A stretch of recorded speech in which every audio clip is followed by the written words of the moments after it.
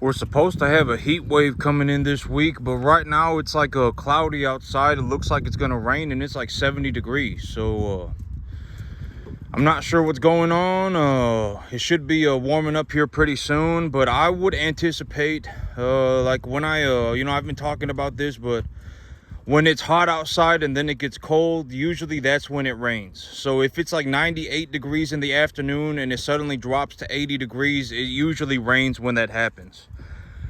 And so I'm getting everything ready. It's about time for me to start planting. My ground is a little bit too dry still. I still need to go and get fertilizer. Right now my ground is so dry, but I've got it plowed up. And so okay, so the ground right now is so dry that you see this field right here. You see this?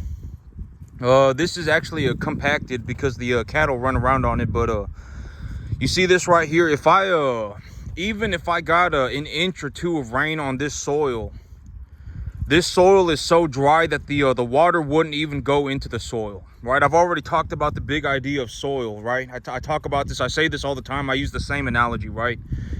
Dry soil is like beef jerky.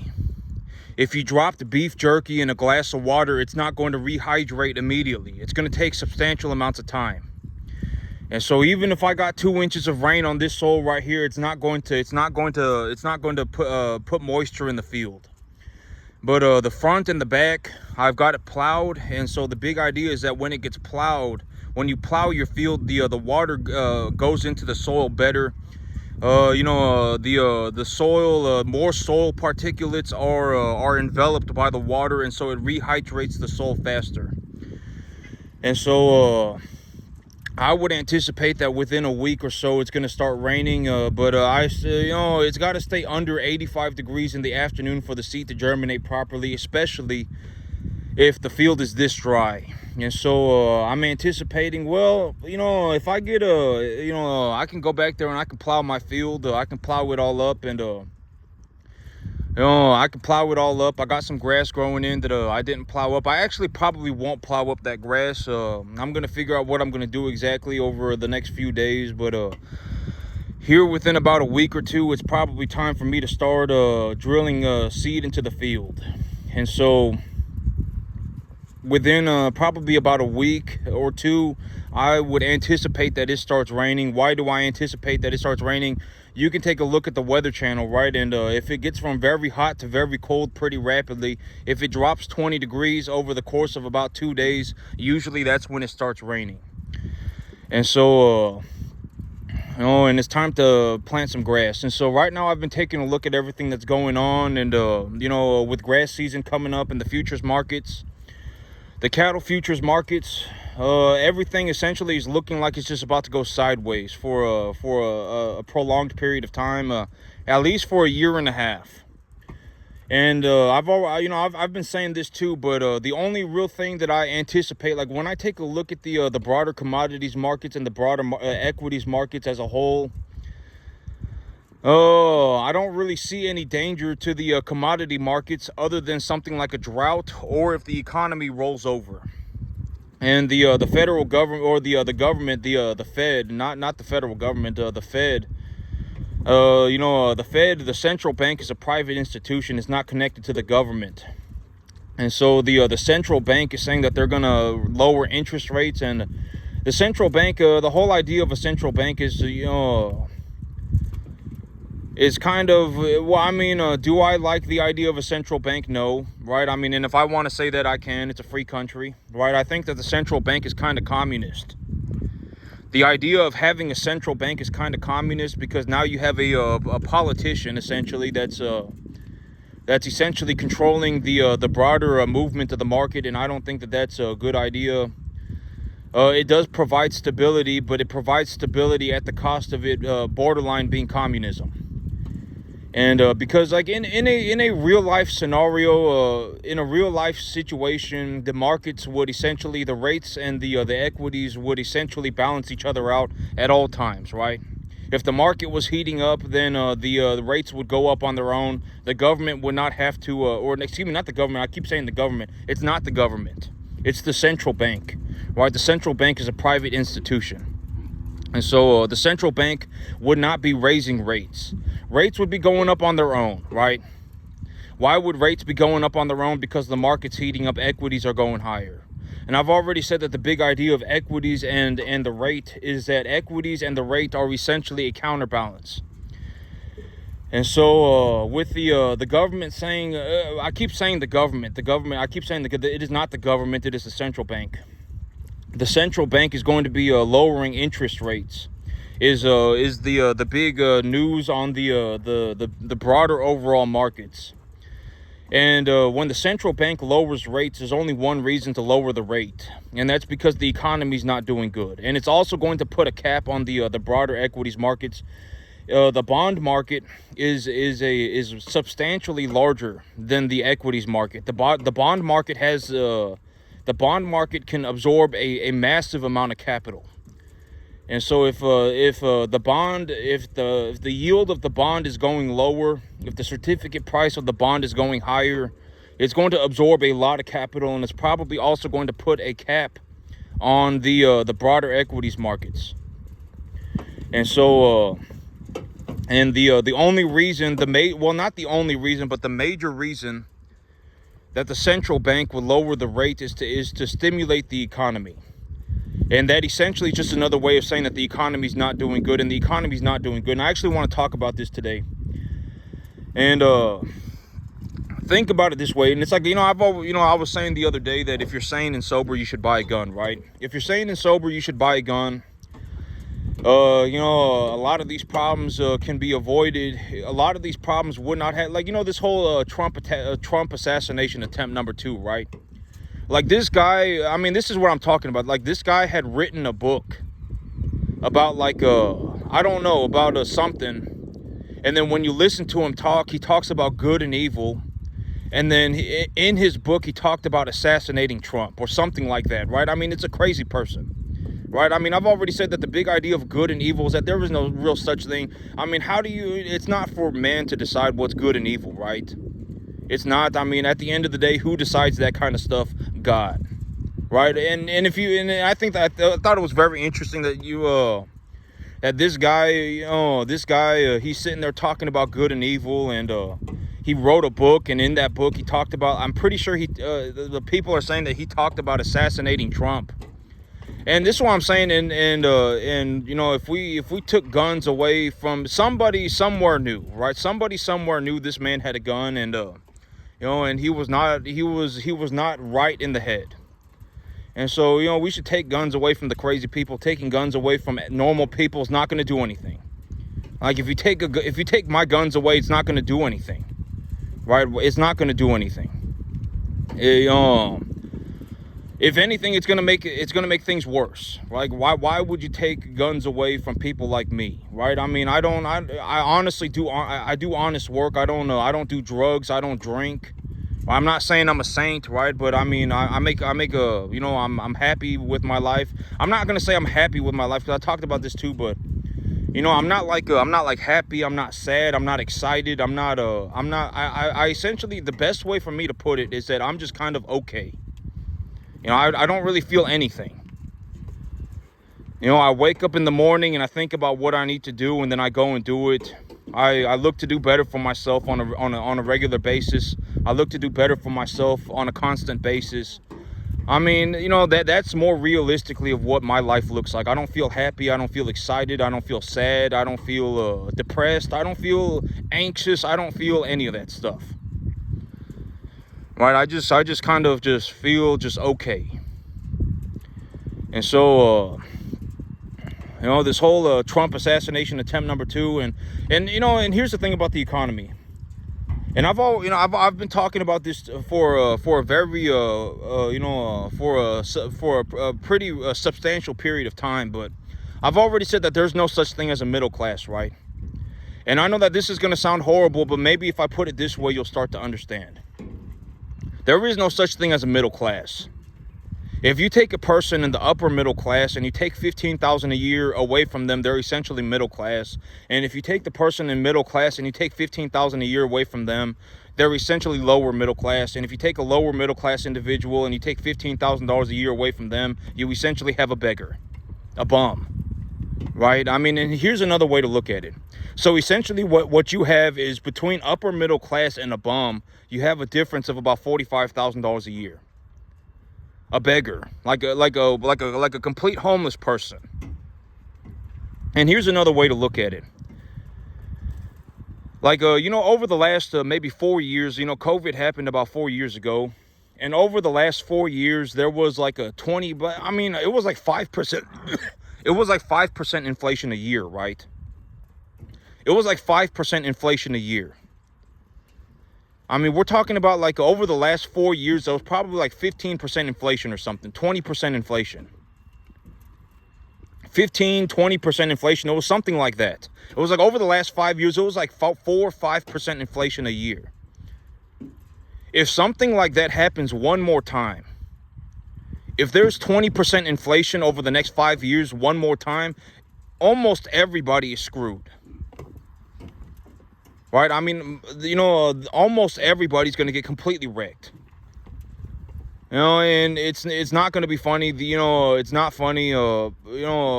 People will like imagine that you go from paying, when the 20% inflation happened, let's say that you went from paying $1,000 a month to paying $1,200 a month for your rent. And let's say that something like that happens again, right? And there's 20% inflation and your rent goes from $1,200 to $1,400. And I've already talked about this, but the average person is not a good person, right? And I even said it earlier in this video that good and evil, I mean, who is really to decide that, right? Nobody really decides that except for God, right? I mean, if you have somebody I've always talked about, if you got somebody who's acting like an idiot and they're acting like an idiot on purpose, then that's not good, right? Like, it's not funny. Like, if you're an idiot and you act like an idiot on purpose, it's not funny, right? I mean, you should not be acting like an idiot on purpose, right? I mean, it's not a joke. I mean, it's not cute, right? I mean, it's not funny. And so, but imagine that there's 20% inflation, right? Imagine that we get 20% inflation again. Everybody's screwed. Right, I can almost guarantee it, like half of the country, if something like that happens again, if there's 20% inflation again, over the next 4 or 5 years, half of the country is screwed. And maybe if I put it that way, more people will understand what I mean by the middle class does not exist. Right, the middle class does not exist, and if you want to think about it, multi-dimensionally. If you took an upper middle class individual and took $45,000 a year away from them, they would essentially be a beggar. They would be a bum. If you took a middle class individual and took $30,000 a year away from them, they would essentially be a beggar. They would be a bum. If you took a lower middle class individual and took $15,000 a year away from them, they would be a homeless person. They would be a beggar bum. Right? And even if you don't take their money away, if the economy inflates 20%, congratulations, half of the economy, half of the U.S. population is a beggar bum. Right? That's another way of looking at it. And I can already tell you the average person is not a good person. All right? I mean, if you have a person who genuinely believes that they're a good person, that's a bad sign. They're not a good person. Right? I mean, it's either they're altruistic and naive. Like, if you have, okay, because if you're 10 years old, if you're like a child, like if you're 15 and you believe that, you probably are honestly the closest to a good person that can ever exist. Like, if you're 10, I mean, granted that, you start seeing, you can start seeing, children acting, not right by the time they're, 10 as well. And, but I mean, you're probably the closest that the world will ever get to a good person. It's like if you're 5. But I mean, by the time you're 15, by the time you're 20, you're not a good person. Nobody's a good person. Nobody's really even a bad person. I mean, you can kind of be an idiot, right? I mean, you can kind of be a moron, or, you cannot be a moron, right? I mean, you're not really a good person or a bad person, right? I mean, you're making choices, and the choices are essentially a manifestation of your. And I talk about this, but everybody has a voice deep down, right? Everybody has one. Everybody has one. That's the entire idea of being a human being, is that you have a voice deep down inside of you, right? And that voice is, it's your voice of reason. And a lot of people are in a situation where that, it's like, if you had an honest to God conversation, like you could not lie even if you wanted to, your inner voice is just messed up, right? I mean, it's, I fell out of heaven at 7. I'm on a mystical, magical adventure. You're poor and you're proud of yourself. All sorts of problems, right? And I'm just going to be honest to God. Me, when I did not have money, I was not proud of myself. I was not sitting there going, oh my God, I fell out of heaven at 7. I was sitting there going, I need to figure out how to make some money. And I talked about this, I was talking about this yesterday, but 99.99998% of the time, I'm just thinking about making money. I'm thinking about how can I make myself some money. I'm not doing anything immoral, right? I'm not being immoral, right? I'm not manufacturing drugs. I do honest work. Right, running cattle, and I've talked about this, I've been talking about this, but if you really take a look at it for what it is, like this right here, it's like the possibility of this happening is almost 0%. I mean, me having become very successful, starting a cattle farm, not even just continuing, but I started my own cattle farm. I started my own business, and I started my own cattle farm, and I became massively successful. That's almost 0%. I can almost guarantee you're not going to see anybody ever that's like, how I became extremely rich. You want to know how I did it? I started my own business, and that business was a cattle farm. I'm probably going to be the only person that has ever done this. Not ever done this like in the course of history, but like if you happen to stumble onto my channel, I will probably be the only person that you ever see that's like, I started a 10.5 acre cattle farm, and I make like $12,000-$14,000 a month. And I'm not even doing that good right now. If I increased my cattle size, if I increased the overall, if I increased my herd size from 40 to 50 animals, I'd be making like $16,000-$18,000 a month running cattle on a 10.5 acre field. And this is probably the only time that you will ever get to see that. Nobody's even ever going to get close.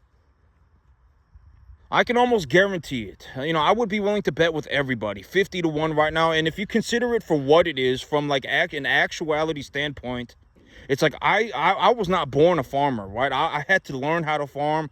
I did not inherit a 1,000 acre farm. I did not inherit a 100 acre farm. I started on a 10.5 acre farm. Right? I mean, all of this should be considered. I make more money on 10.5 acres than most people make on 1,000.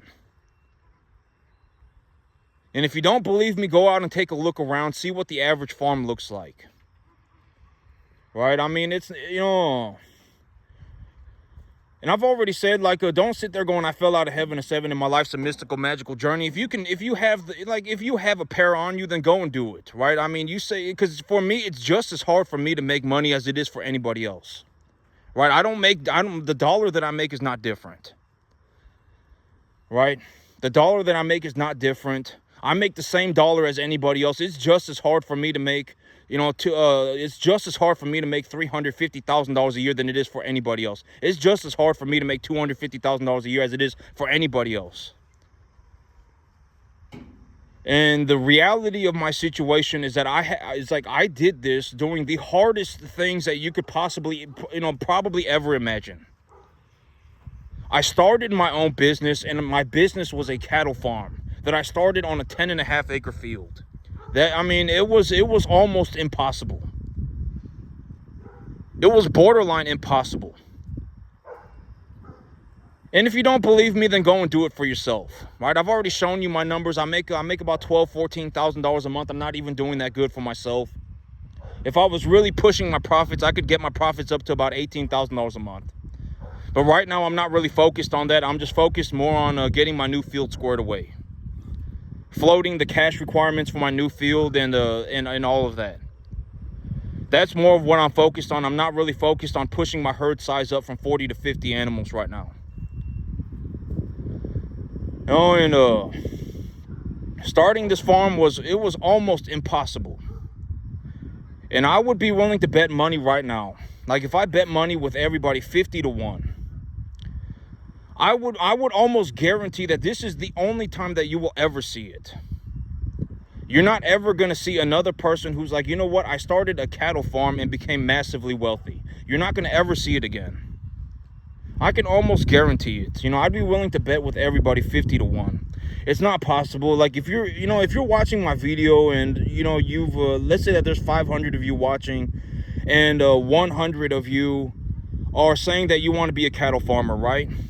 I would take a bet with every last 100 of you that none of you are even going to get to the 10% mark. Not even 10%. You won't even make $20,000 a year on a 10.5 acre field. You won't be able to do it. You'll quit long before that. I would be willing to bet money. And it's like, the thing about this is like me having made close to $200,000 a year on a 10.5 acre farm running commercial cattle is almost a 0% probability. And there's a reason why it's almost a 0% probability. It's because the work is almost impossible. Like if you took an average person and was trying to teach them to how to become a farmer, like we're going to grab somebody out of a Costco and teach them how to become a farmer. It would be almost impossible. Like the chances of them making it would be so low that it would not even be worth the investment of time and effort and resources. I mean, I'm telling you, if we took the best of the best on the entire planet, if we took 10,000 of the best farmers on the entire planet and started teaching them, all 10,000 of them, maybe 10 of them make it. And I've already shown my numbers. I've already shown, how do I, calculate the numbers and all of that, right? And this farm right here on a 10.5 acre field makes almost $200,000 a year cash. And, I don't know anybody that's even doing 10%. And it's not possible. I mean, people are not going to be able to do it. I guarantee it. Like by the time you figure out what you're going to have to do, you're not going to, I mean, if you think that you can make it, you only think that because you're an idiot. I guarantee it. It's not funny. Like if you came up to me and you told me that you wanted to be a farmer, I would think that you were either like a borderline mentally handicapped or something was wrong with you, right? Like you had some kind of a major character flaw, because becoming a farmer is almost impossible. I don't think you okay, I would be willing to bet right now, if there are 500 of you watching right now on my video, and 100 of you are saying that you want to become a farmer, none of you are even going to make it to the 10% mark. I would be willing to bet money right now, 50 to 1, against all of you. You're not going to make it. Not even to the 10% mark. You won't even be able to make $20,000 a year on a 10.5 acre field. The sheer difficulty of the work is gonna, I mean, I don't, I don't you need to sit there and think about it for a minute. And here's the thing, and this is also why I talk about ideas in terms of a broader concept, right? I don't talk about just farming. I talk about ideas as a broader concept, the utilization of assets. I don't say cattle, right? I always say assets. Once you realize how to grow money, you can essentially make as much money as you want. You can print your own money whenever you want. How do you do it? You should be able to answer this question by yourself as of right now. I've already gone over the answer 20,000 times. I've already even gone into great detail on the concept, right? You need a tax-deductible asset. You take your tax-deductible asset and then you appreciate the value of that asset profitably. That's how you do it. And when you scale it out, you can print as much money as you want. You can do this with residential real estate. You can do this with a business acquisition. You can do this with cattle. But here's the thing: it's like if you genuinely believe that you can become a cattleman. Like if I had a 10-second conversation with a person, I would know whether or not that they could become a cattleman with 99.9998% accuracy. Right? Because if you say that you want to be a cattleman, but you don't want to do any of the work, your life is a La La Land adventure, you're on a mystical, magical journey, you're going to throw some Hail Mary, you're on the verge of imploding all the time, I guarantee it is never going to happen. You're not going to become a farmer. It doesn't matter if you live to be 5,000. You're not even going to get to the 10% mark. This was almost impossible. I lived where I worked, and I had to work on it for 15 years, every single day. And it's like, when you take a look at it right now, and it's like, now I have so much money that I can do whatever I want, right? And now it looks unfair to people, but it's like, the first 15 years, almost nobody, it's like, I did not get paid one dime until like my 13th year. And so, fair is fair, right? I went through this for 15 years before I started getting paid. And now it's like, yes, I do make so much money that I can do whatever I want to a large degree. Granted that it's not like I want to go and do drugs or I want to go and act like an idiot. I can effectively do anything that I want. If I want to buy more land, I'll buy more land. If I want to buy a nice tractor, I'll buy a nice tractor. If I want to, I could pay for all of my bills. I still have like $8,000-9,000 a month left over. I mean, I can essentially do anything that I want. Anything. Granted that it's not like I want to go and do drugs. Granted that it's not like I want to go and drink a bunch of alcohol. Granted that it's not like I want to go and gamble all the time. Granted that it's not like I want to go on a vacation all the time, or it's like I just want to stop working, right? As long as it's not something, I can effectively do anything that I want. Anything. And that's also why I put such an emphasis on increasing the income, right? Like, when I take a look at what I went through in my life and, what were the things that drastically benefited me, and I take a look at it for what it is. Increasing the income is the most realistic way of becoming rich, essentially overnight. No, you don't need $1 million. You don't need $10 million. If you start bringing home about 99.999% of the population of the earth, granted that you don't live in some communist hellhole like California or New York. All right, granted that you don't live in one of these socialist, societies where it's like, you're going to pay 250% more for a worthless house and, whatever it may be, right? I mean, granted that you don't live in one of these places. If you bring home $8,000 a month, you can effectively start doing anything that you want. Anything. Granted that it's not like you want to start acting like an idiot. You can effectively do anything. You can buy anything. You can buy yourself a house. You can buy yourself a nice car. You can do anything. I'm telling you, after about $8,000 a month, you can essentially do anything that you want. And so, like this farm, you can buy a farm, you can start your own business, you can do anything that you want once you start bringing home about $8,000 a month. But actually, I'm gonna be completely honest. When I first started this farm, I was bringing home $3,500 a month. That was my income. And I had $12,000 in my savings account. I invested that 12 grand. I talked about this all the time, right? I invested that 12 grand. And once I had finished investing that 12 grand, I had a rough idea of what was going on. I had a rough idea of what the cattle business was. And then I took a loan for 18 grand and then I invested all 30 grand. And by the time I had finished investing the 30 grand and held on to the cattle for about another 7 months, the feeder cattle price happened to go up by 250%, right? And I managed to turn my 30 grand into about 75 grand over the course of about 9 months. I almost made a 500% return on my money, like a 600% return on my money over 9 months. And that was essentially the money that I utilized to to do all of this. And so I got very fortunate. But here's the thing: that fortune was followed by misfortune, right? And then I ended up doing business with a guy who was just kind of a tard, right? And he sold me bad cattle. And then I was misinformed about the state of the cattle. If I had known that the cattle were not preconditioned properly, I would have preconditioned them myself. I would have given them all their shots myself. But he told me that they were preconditioned. He sold them to me as 45 days preconditioned. They were not preconditioned. They were having massive diarrhea, all sorts of problems, so that fortune was followed immediately by misfortune. But I mean, it all balanced out, and now it's all okay, right? I mean, I'm just kind of going across the average. It was a good life lesson. I do everything on my own now. I do everything on my own. I source my own cattle. I put my cattle feed together myself. I grow my own grass. I find my own land. Except I do everything by myself.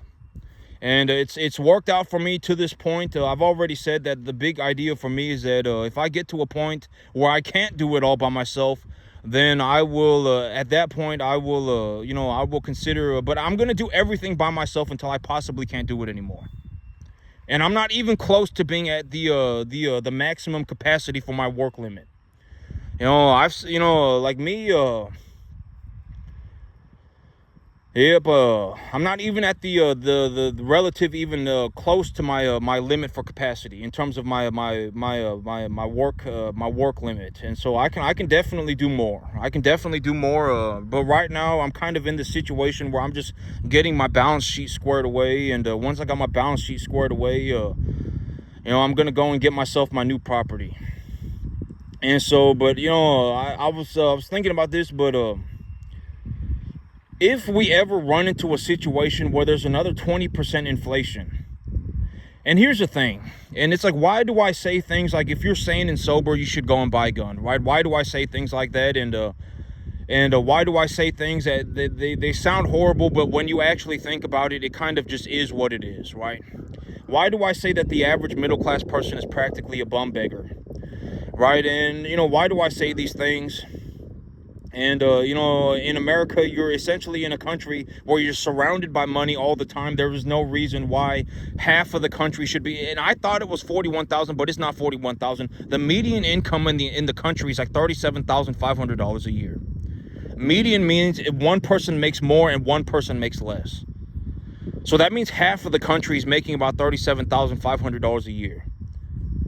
Right, and it's like, at $37,500 a year, I mean, it's like you're essentially $10,000 a year away from being a beggar, right? From being homeless, a bum, right? And it's like, you're surrounded by money all the time. I mean, there's money in America. I've talked about this, but America's like the only country on the entire planet where it's like, if you go anywhere, there's just millions of dollars worth of things everywhere. Right? It's like, how did you not even make, a fraction of that? Like, how did you not even even achieve a little bit? It's like, how is half the country making $37,000 a year? I don't understand. Right? And it's like, and it's like, and more than likely, I can almost guarantee that, it's not good. Right? I mean, you're just kind of an idiot. Right, and I can almost guarantee, and I say, and why do I say things like, once you've become poor, you're practically stuck being poor forever, right? Why do I say things like that? Because it's true. I would be willing to bet money.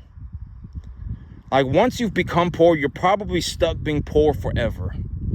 Forever. I would bet money. Right, and it's like, why do you end up being poor, right? I mean, there's a lot of reasons, right? And most of them are not good.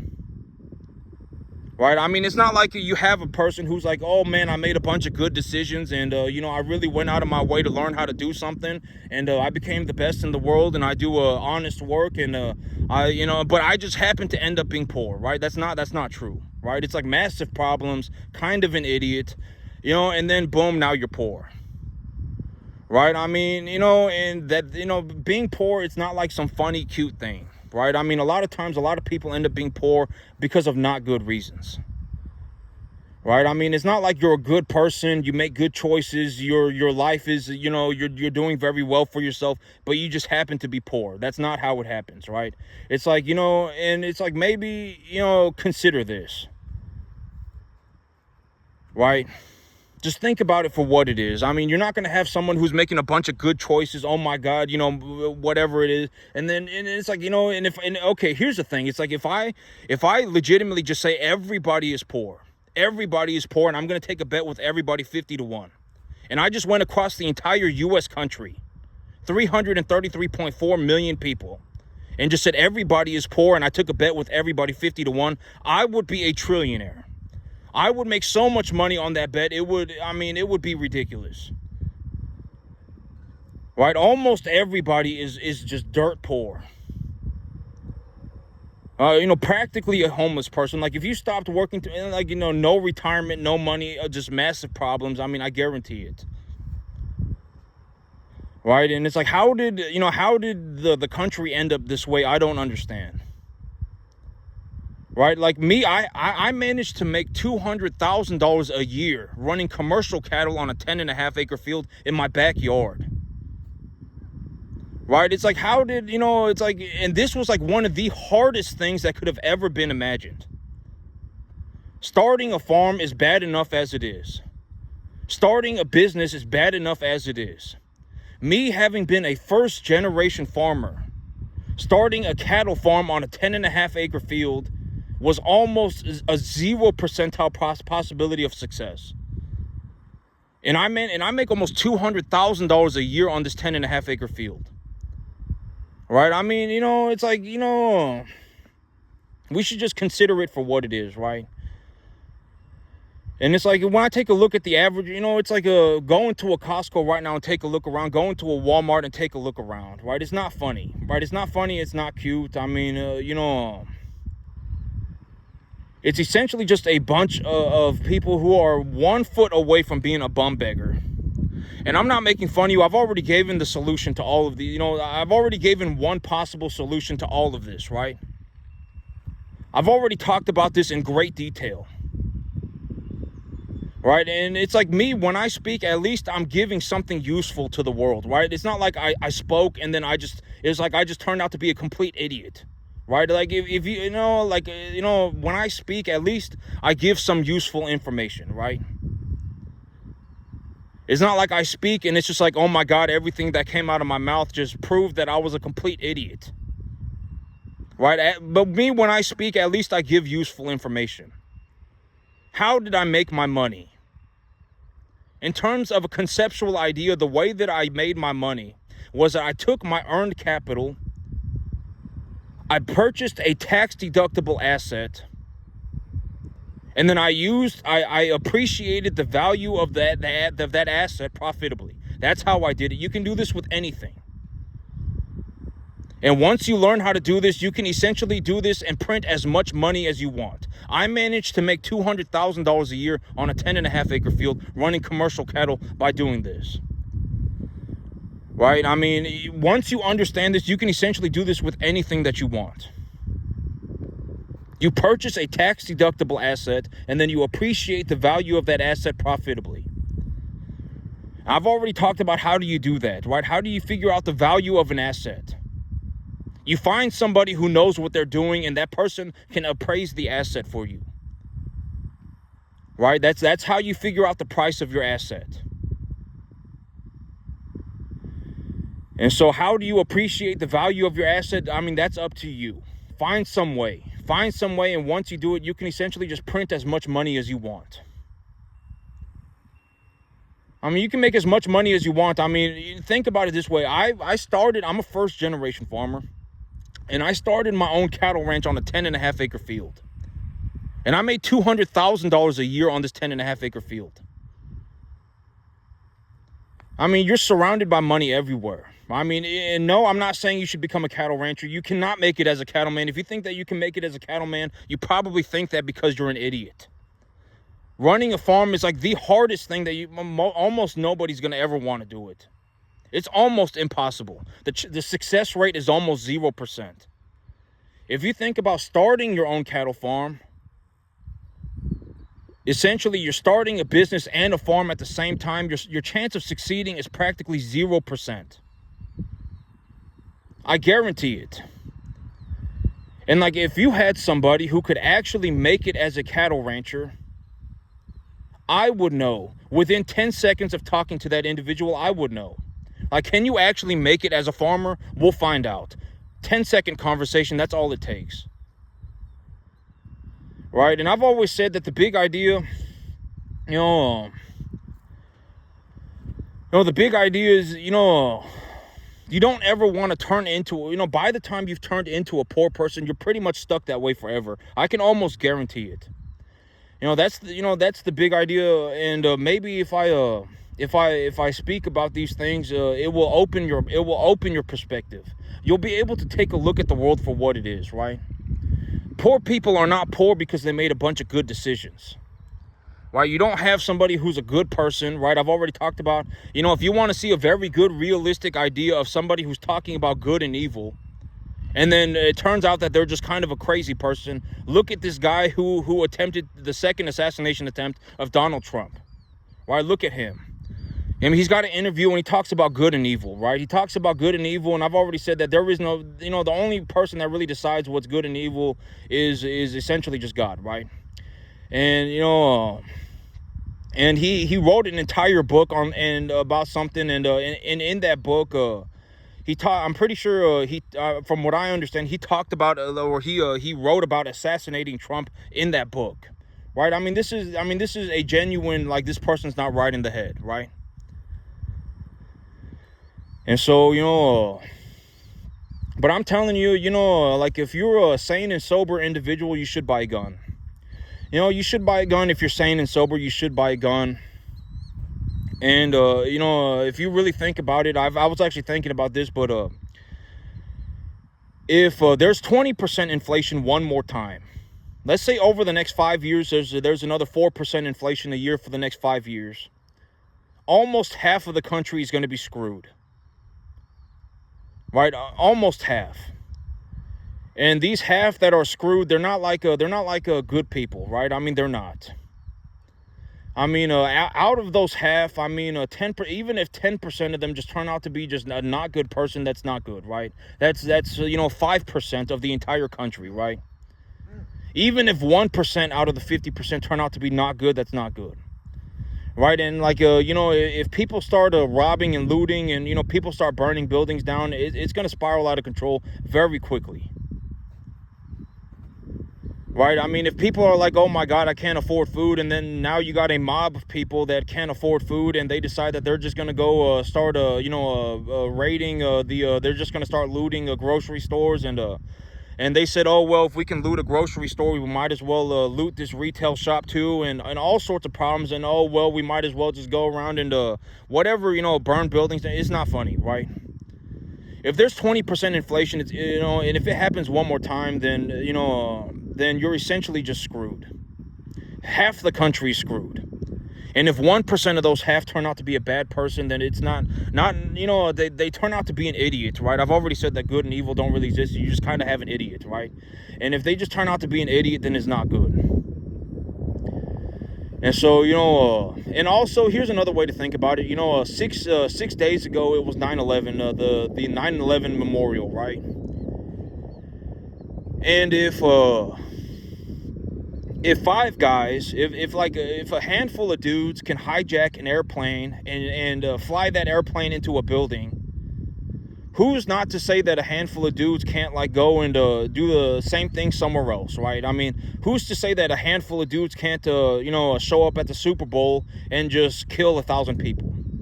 All right, who's to say that they can't do that? It's not difficult, right? I mean, and it sounds crazy, but I'm not trying to be a fear monger, and I'm not trying to be like, oh my God, everyone should be afraid all the time.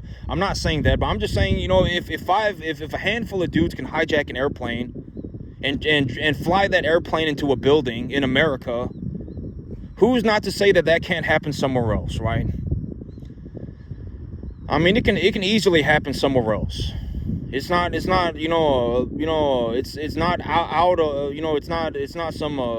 some crazy thing that could happen, right? I mean, it could more than definitely happen. And with the whole thing happening in Ukraine and stuff, and over the last since World War II or so, there hasn't really been a major war conflict. And I was actually watching an interview done by a man. He was describing war, the difference between war and combat. And it's that combat, in combat people die, but in war everybody dies. And he was talking about going to war, and it was like people were just dying everywhere. I mean, he was running up a beach in Normandy, and it was like people were just dying everywhere. And he said that's the difference between war and combat. And he said, when you go to combat, you see people die, but when you go to war, you see everybody die. I mean, children, women, men, everywhere just being massacred. And it's like, and I hope we don't enter a generation of war, because, My grandmother on my father's side was actually a North Korean refugee.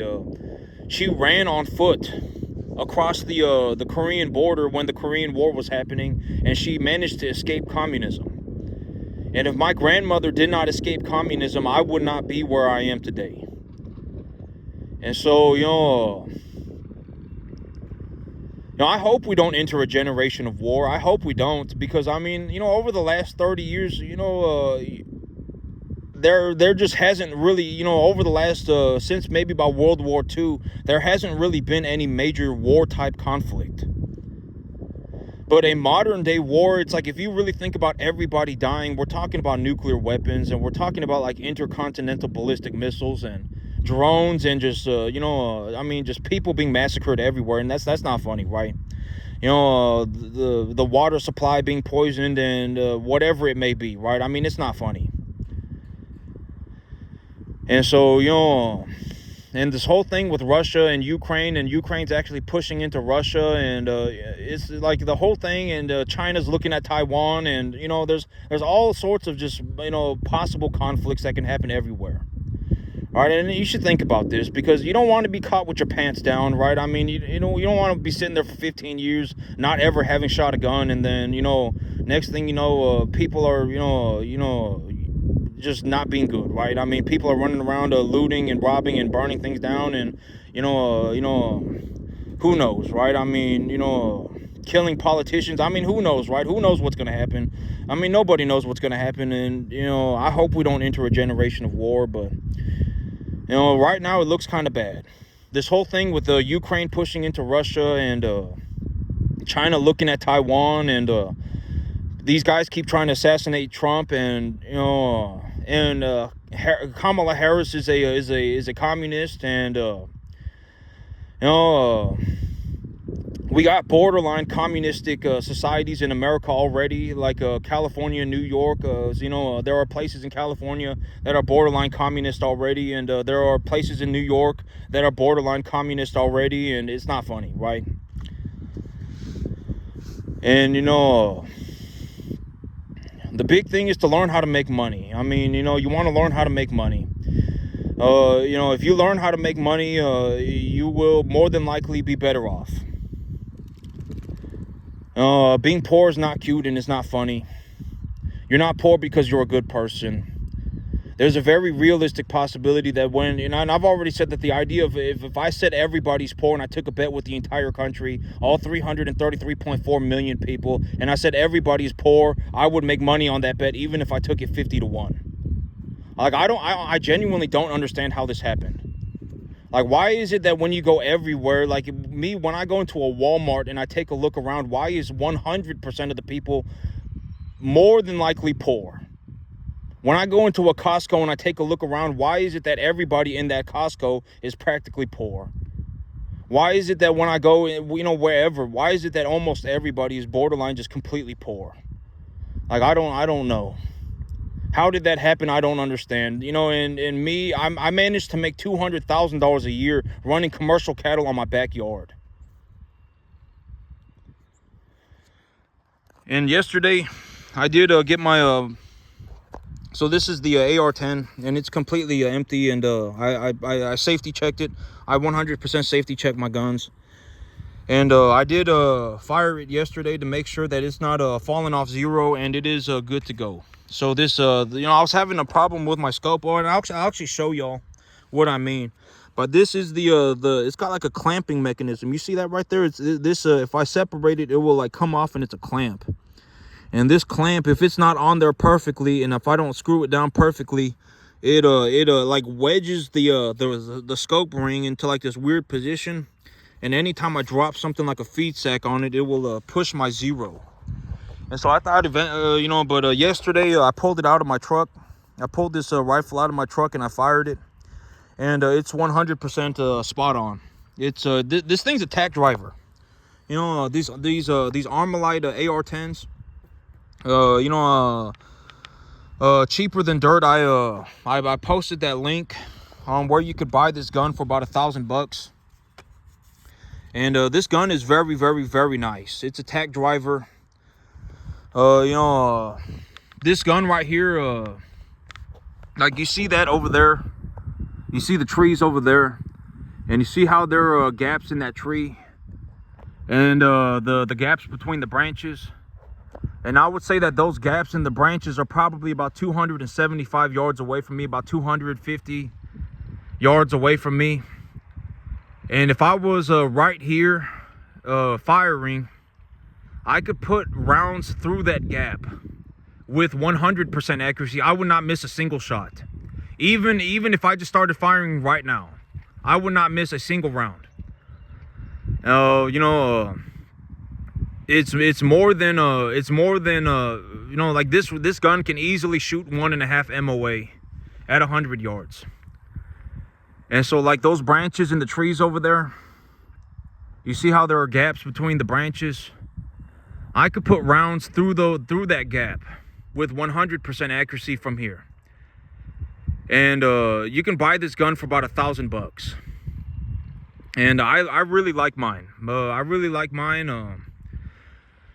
But you know, I've been saying that the whole idea of buying a gun is that if you're gonna buy a gun, you know, I would suggest buying an AR-15 and an AR-10. But the thing is, I wanted to talk about this real fast. But if you buy an AR-10 and it's chambered in .308, you're probably not going to be able to shoot it. What's probably going to happen is that you're going to shoot it, and then you're going to a .308 is a substantial round. It feels like shooting a 12 gauge shotgun, right? And so, you know, if you shoot a .308, you're probably not going to want to shoot it. I mean, and I wanted to talk about this real fast, but the thing about a gun is that if you have something that you enjoy shooting, you're more likely to practice with it.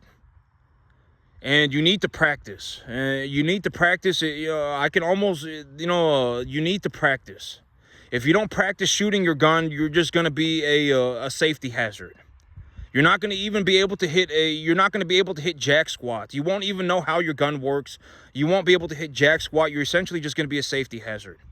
So you need to practice, okay? You need to practice. I would suggest that, it's going to, you know, like if you buy a gun for about, let's say you put about $1,000 into a gun. You buy about a $1,000 gun, and then you buy about $1,000 optic. And then you go and buy yourself 2,000 rounds of ammo. You know, if you shoot, you know, 20 rounds a day for the next 200 days, you'll probably become pretty good.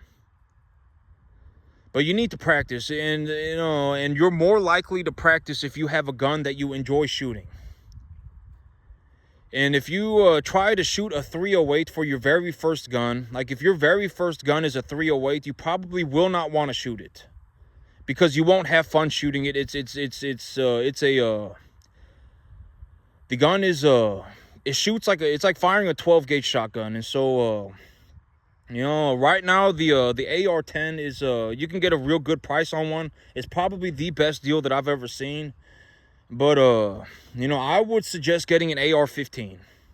You know, I would suggest getting an AR-15. And oh yeah, I wanted to say this real fast. Why do I suggest getting an AR-15 and an AR-10? The AR-15 in particular is like the most manufactured gun in the entire USA. Everybody is making AR-15s. The average AR-15 is very accurate. There are a lot of parts for it everywhere. Ammo's not expensive. I mean, if you bought a $1,000 AR-15, and actually this is a good way to put it. About 2 days ago, I pulled out my M1 and I shot my M1. And that M1, you know, it's not well, I mean, it's very fun to shoot. The M1 is very fun to shoot. I love shooting that gun, but it's not very accurate. And I also don't have a scope mount on it, and so it's got an iron sight. And even with a really nice iron sight, I can't hardly see jack squat. If I could see what I was shooting at, then I could shoot at it. But I can't see for jack squat. Not, you know, I have astigmatisms in both eyes. You know, my eyes are not that good. I wear corrective lenses. You know, I cannot see through that little sight. And so if you have a, and so that's also why I suggest not shooting an iron sight. Because if you shoot an iron sight, you're not even going to know what you're shooting at. I guarantee it. I mean, if you have irons on your gun past about 50 yards, you won't even be able to see. Your front post is going to be like completely covering your target. You won't even be able to see jack squat. And so, I would highly suggest getting a nice piece of glass. You get a nice piece of glass, and you get a decently good AR-15. And if you practice with it, if you shoot about 2,000 rounds through it about the next 200 days, you'll probably be good to go. I mean, you're essentially just good to go. All right, but you have to practice. If you don't practice, you're not going to be able to. You're essentially just going to be a safety hazard. All right, I mean, shooting a gun in real life is not like shooting a gun in a video game. It's completely different. You got to consider the wind. Where's your zero? What's your bullet drop? I mean, if you're shooting past what grain of is your bullet drop gonna change if you change the grain weight of your ammo? And there's a lot of things to consider. And so I would suggest buying a gun. If you're sane and sober, buy a gun, and then also practice with it. Make sure you practice with it. You actually need to know how to shoot the gun. Because if you don't know how to shoot the gun, you're just a safety hazard, and you're kind of an idiot too, because you're not even going to be able to hit anything. Right? I mean, let's just be completely honest. You won't be able to hit anything. It's not funny. I mean, you're just going to be a walking safety hazard. So practice, right? Practice with your rifles. If you buy a weapon system, practice with it. Buy ammo. Okay, buy ammo. You want a lot of ammo. I probably got about 2,000 rounds of ammunition just sitting in my place. And so you want ammo, you want a good gun, and then you want to practice with it all the time. But that's it for me today, YouTube. Y'all have a good one.